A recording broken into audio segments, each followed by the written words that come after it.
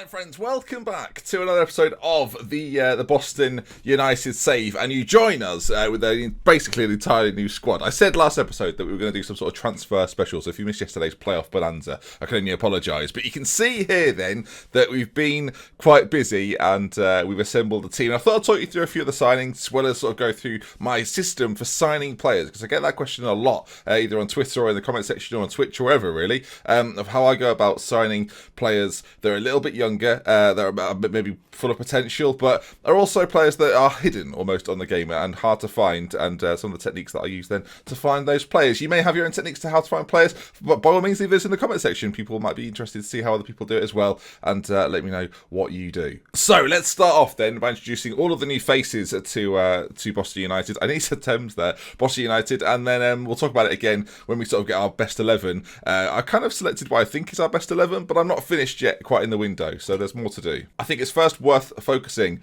on the players that have left. Ashley Carew and Gavin Olcott have both retired, so they're no longer with the club, and if you look at some other names, they'll be quite familiar ones to you. Ebanks Blake has left the club, Nicky Rose gone, James Comley, Aaron Williams, Matthew Young, lots of backup players. A lot of these guys are young players as well. Liam Canavan's gone, left the team. There's not too many other names there. I don't think that you would necessarily recognise. Dylan Parker was like a third choice goalkeeper, so I don't think you'll be too familiar with him.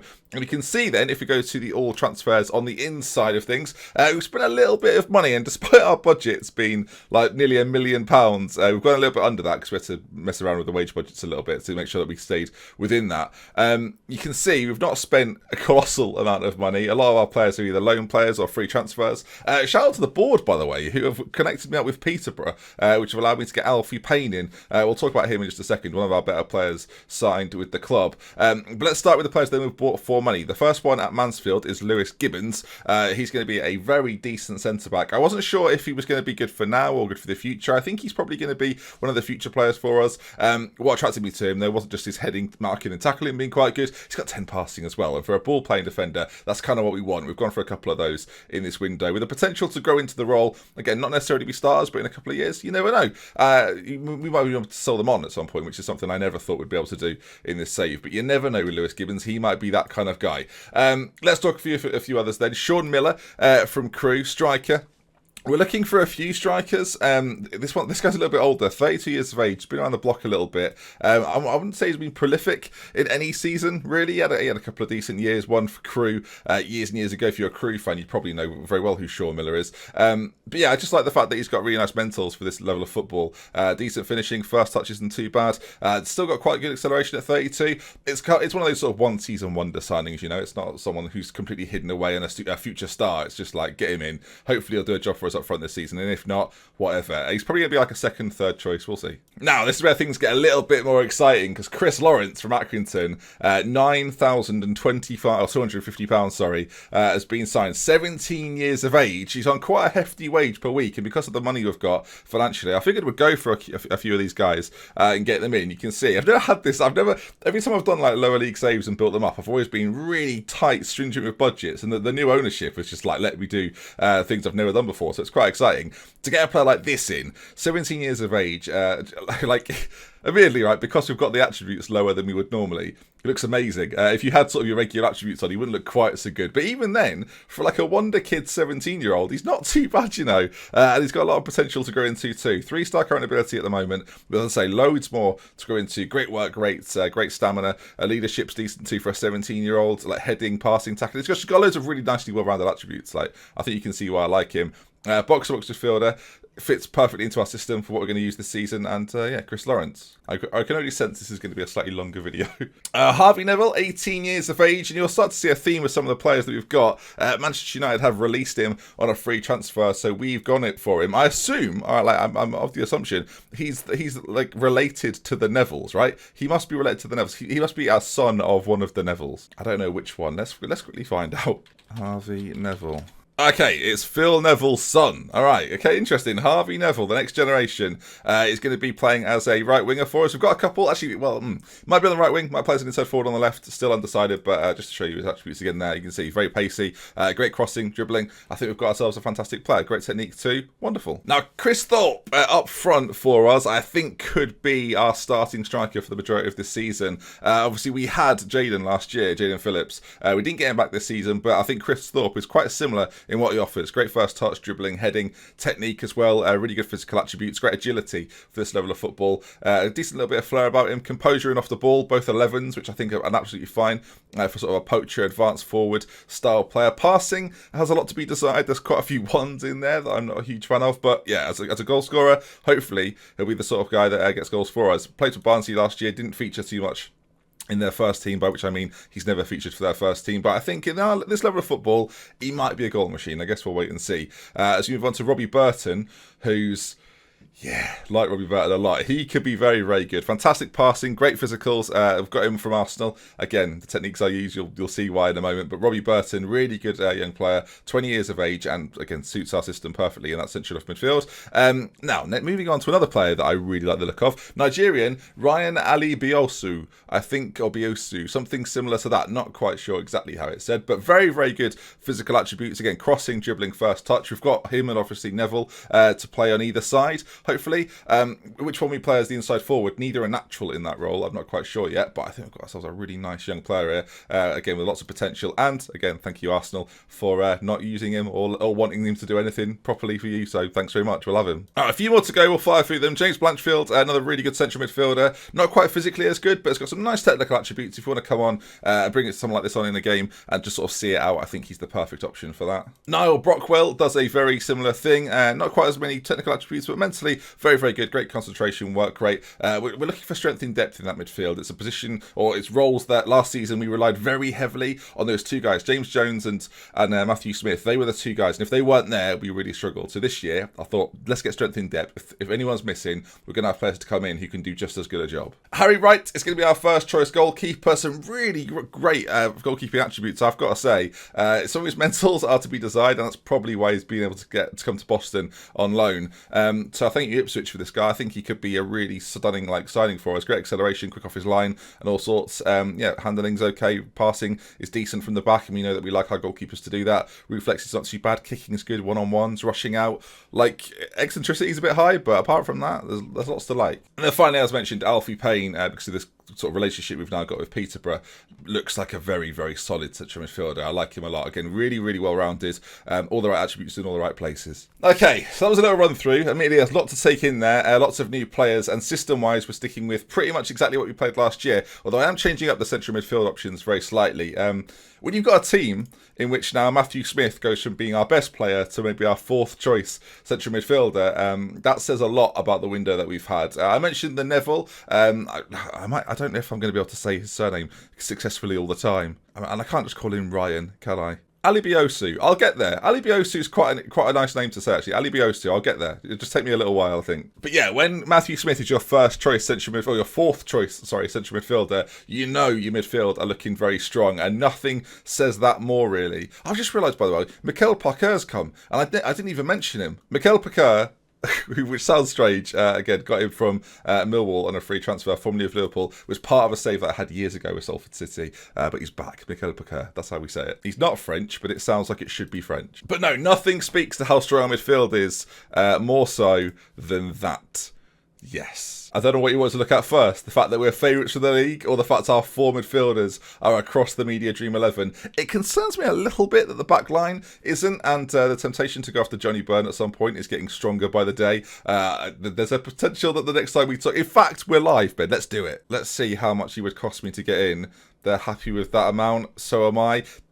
We're in a weird position here where I could just sort of go for the players that are hotly rated for other teams. Interestingly, by the way, Lawrence has been put up front in the media 11. He's actually one of our other central midfielders, which again speaks volumes of that. I mean, 6 reflexes, not loving it, but if he's the best keeper in the league, then I think we might be all right. And Afosu up front looks solid, looks okay, but kind of like where we are right now. Actually, I like him a lot. I can't just be stealing everyone's players, can I? But then again, with this sort of budget, 32,000, that's a lot. We're not doing that end of season thing. We'll see if they want to join. They might not. They might do. So, some of the techniques I use then to go after players from teams that have maybe been released that I can get on the cheap. I've said this before, and I think I said it sort of at the last transfer window period. That a tactic I deploy quite a lot is having people scouted for the future all the time. You can see on my scouted list right there, 224 players found. And I'm constantly looking for players that I can't necessarily sign in that season, but in future years, like you look at the clubs they're at, they're all teams really that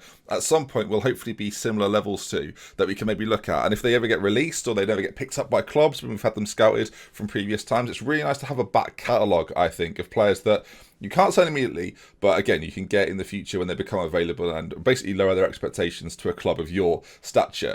There's loads of players here that I've looked at, a few that are in the team now that we looked at previously and didn't want to join. There's particularly mid-season, I find in like the January, February period, if players still aren't picking up clubs from the summer, and they've had 6 months without football, the likelihood is they'll either drop their wage demands or they're more than happy to come to you. And you've got to try taking advantage of that. And having a shortlist of so many players that you've looked at before is one of the best ways to do that, in my opinion. Keep them around, keep them sort of at the back of your mind for when you might want them in the future. And eventually you'll get, if, like for example, if I get like 5 of these guys from like a 90 plus recommendation, I'm probably loving life, you know? So if I can just get 5 of them, then we're laughing. Any less than that is going to be disappointing. Any more than that is going to be a massive bonus. So something to keep in mind. Create a shortlist, have players scouted, and keep them on there. Like when scouts come to you with recommended players, for example, there's a couple here already from Scotland, like this guy, for example. I've got no interest in. I don't want him anywhere near my shortlist. He's not going to fit into our team, so we'll just discard him. But there'll be the occasional player like this, pacey winger, good at dribbling, you assume, yeah. So get him scouted, add him to the shortlist. You never know. In the future, if you have to get rid of him, do that. But don't think the scouting centre is just a complete waste of time. It really isn't. And again, using the scouted list is something I would recommend a lot. But the question some of you will have is, well, how are you getting players on the scouting list? Well, there's a few things I do. The first of which is to use key attributes. For lower league sides especially, there's certain things that you want in players that they're never going to be the finished article, right? They're not going to be the finished product. And if they were, they wouldn't be playing in the lower leagues and they wouldn't be available to you. So if you can pick key attributes for players that you think are going to be important, the classic one for defenders, for example, is if you were to go to just a defensive option, the mental attributes at lower levels are not going to be anywhere near, as I say, the levels of the higher levels. Positioning is quite important. Marking, tackling, heading, all quite important as well. Jumping reach is something a lot of people prioritise. So say we lower that down to about a 10, we might get a few players, especially on our like sorted shortlist, our scouted list already there. If we go to our player search, we'll just quickly do it again. So you can already see there's a list of players on this shortlist of players that we maybe will be able to get in the future. And every now and then just up it. So now you can see all of these players have got at least an 11 in this attribute. You've got a selection of free transfers as well as players that maybe you could pick up from clubs that are of a similar level to your own. And just take a look, see if there's any there that you like the look of. For example, Ben Hockenhull there is actually pretty decent. You've just seen some of the defenders we've brought in. Doesn't necessarily have the passing that I require, and there's a lot of sort of one attributes. He's really bad in some of these areas, and that does put me off. But have him scouted. You never know. If you're a club coming up, if you're starting on a database which is even lower than this is a really good way of just getting nicely well-rounded players who have got nice attributes in nice areas. So again, there might be a few more here to look at. I mean, that guy was particularly good. Again, that one not so much. But yeah, Jonathan Anderson, Italian. Doesn't look too bad. Where's he been? Everton. So I guess he can speak the language as well. Good decision making, good positioning, physically very good. 6'4". I'm going to scout him. There's a couple of ones in there that I don't love, but yeah, why not? We'll see what it comes back as. And of course, you can do this for every position. So if you're looking for wingers, focus on pace, crossing, dribbling, things like that, and just work your way through. There'll be lots of you probably watching this that probably do this already, but there'll be some of you hopefully that haven't seen this, and this will help you in the future of searching for players that you can never find. Okay, my second tactic is very, very simple to find players, and a technique that I use a lot. I will say, if I'm ever using a big club, I'll go through international teams in a similar way to this, and look through under 19s, under 21s, and that's something that as we get through to like League 2, League 1, Championship, we'll start doing that. But at this early level, players aren't going to relocate, so don't waste your time looking at international teams. It's just not going to be worth your while ever. They're never going to come to you. You might find 1 in 300, and it's just not worth the time. So what you do is very similar to how we did it before. You look at who they've released, and then you just go through. Like the IB thing is there for a reason. You might have to like select to hover. Sometimes it won't hover. You have to click. But yeah, you just go through. You hover over. You see if any of these players would be interested, and if they were, approach them. Like, again, it depends what level you're at. For a side like Boston, maybe one or two of these guys will join. Maybe they'll talk to me. Maybe their contract demands are a little bit too high. But you saw before, like we've brought a couple of players in. Again, his name, I'm just going to call him Ryan for now. He's willing to join a team like ours. And for an Arsenal level player, right, he's never going to be there. But for a team like us, pace, crossing, dribbling, great first touch, technique as well. Like, he's perfect. And this level of football, I expect this year he will tear things up. And you've got to be prepared to look at teams like this. And of course, you can do this at every level. It is quite painstaking. It does take a long time. But if you use the arrow keys and you sort of flick your way through, there might be names that you recognise as well that you can go after. Alternatively, if you're a little bit lazy and you just want to get them scouted, just select them all and scout them. But I do tend to sort of flick through. I don't want to have like endless scout reports of players that I'll never ever sign in my scouting list. So yeah, something to consider. And sometimes it's not worth going to the Premier League. Like, go to League One and do it through League One and see which teams have released players from League One that are maybe willing to take a step down. Maybe they're slightly younger, didn't work out for them. Maybe had an injury problem. Like, you're the sort of club that needs to take gambles on these players. That's what happens in real life, right? The players that end up in the Vanarama National and North and South and even League Two at times are players that have been released from Premier League Championship clubs, like youth players from those levels that are looking to play regular football and work their way back up that ladder. And you have to be prepared to take those players on, see if you can get a good season or two out of them, and then let them go again. And they'll either go like further down the levels, move to a club that has seen them in your division and think, yeah, I'm going to go there, or they'll work their way back up. And if they're doing that, they're playing well for you, and you might be able to make some money from them as well. So it's two quite simple techniques. I know this was going to be like a heavily transfer episode, but I thought it'd be interesting. I get this question all the time about like how do I look for players, how do I sign players, and that's just two ways that I do it. There's other things as well. Like, I will just pay attention to scout reports, and of course having good scouts brings better scout reports. But generally, they're two techniques I use to find the players that I can, and you can see there, based on the ability and the potential of our team right now, we've got quite an exciting side going into next season. After the disappointment of missing out on the playoffs, or missing out on promotion, I think this season could be quite a fun season, and I'm very excited. I still think I need a striker. I don't really have a striker yet that I'm really happy with. I showed you Sean Miller and Chris Thorpe, but yeah, there's still a spot there for someone if they want it. There's a couple of transfers I think still happening on the ins maybe. This guy from Burnley, Daniel Adji. If we get him, that's going to be ridiculous. I mean, actually, let's skip forward a little bit. Again, this is a slightly longer video, but I think people are genuinely interested.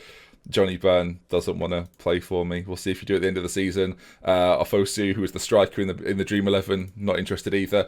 And if he comes to me, I'll be frankly amazed. I kind of want to find out if he will, as I think that's Barnett, was it, offering to trial one of my players.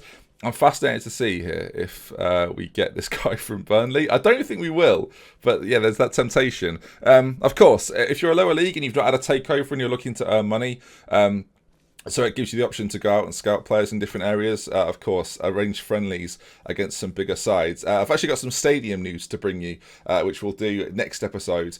Basically, it's getting bigger again. I don't know why. We've had to move until March. But yeah, get friendlies against some of these bigger sides and get money through the gate. You can see already this season, 214,000 has been made already. Income-wise, if you look at the gate receipts on this season, 212,000 is an awful lot. Like, it's a sixth of the budget, and we've still got 3 or 4 games to play against those big sides that are bringing in big attendances. So definitely do that. Like, that's quite a common thing, and it's been a thing on Football Manager for years. But yeah, if you can get those like teams and players, the fans through the gate, then you'll be laughing. I should have let a spoiler be known at the start that this isn't very funny. It's not a very funny episode. It's quite a serious episode. I think it might be my most serious episode ever. And we don't have any players predicted to get top goal scorer.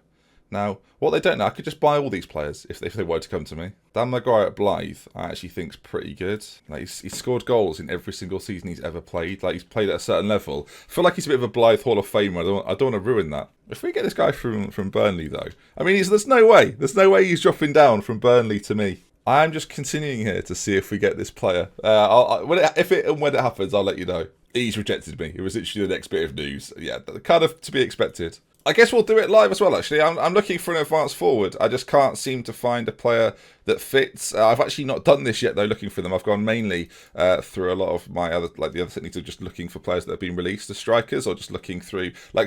something else I'll do, actually. I'll show you this instead. Is to go to the attacking attributes. Start with finishing, because if they're a decent finisher, then you're on the right track, and just see if their attributes of all, this is why the colours are so important, because you can see it at a glance if any of them are interested. George Purcell there, Again, quite a nice player, but physically not quite there. And you can just sort of scroll your way through. I understand my face is probably in the way for a bit of this, but you get the drift. Let's just take a quick look here. If we look at attacking, advance forward, and we'll take a few. Well, actually, no, we'll start at 10 and we'll see if anything comes through. Okay, so let's just match, instead of 15, match 10 of them. And then you can see we get a lot more. Then up it once again. And these 3 names pop out at us. Joel Harvey being the main one. 19-year-old regen from Oldham. Maybe someone we can pick up on loan. Quite pacey, great finisher, good work rate. Stay tuned. But regardless, we're getting those 2 players there. We'll definitely scout them. We just don't know where they're good, in which areas they're good. Like Keo London there is pretty good. A free transfer as well. Mikhail Dashnevlenko, but he has scored 2 goals in 35 games, sorry, as a striker. Probably best to avoid. But there you are then. There's a little summary of how we sign players. And yeah, you'll notice as well this was uploaded a lot earlier than normal. There's a second video today at 5 PM in which we talk about other bits and bobs and start our season. We'll go through the transfers a little bit as well, but I'll have directed you to this video if you maybe are there at 5 PM. Thank you for watching the series. Hopefully you've enjoyed it, and I'll see you again very, very soon. We love with care. For the next time. Goodbye. Time to get promoted, I think. And by the looks of our team, it's possible.